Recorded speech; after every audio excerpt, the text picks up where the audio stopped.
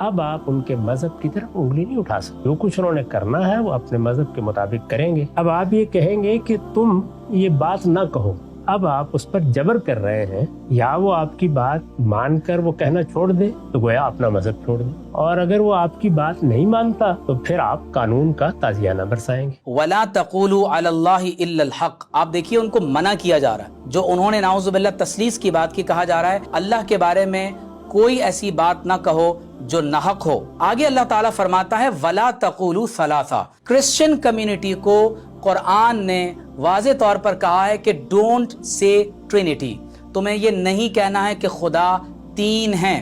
جاوید احمد غامدی صاحب، آپ کا یہ کہنا کہ ہم انہیں یہ نہیں کہہ سکتے کہ تم یہ بات نہ کہو، یہ یقینی طور پر قرآن مجید کی اس صریح نص مبارک کے خلاف ہے. انتہو، اسٹاپ، رک جاؤ، خیر لکم، کہ تمہارے لیے زیادہ بہتر ہے.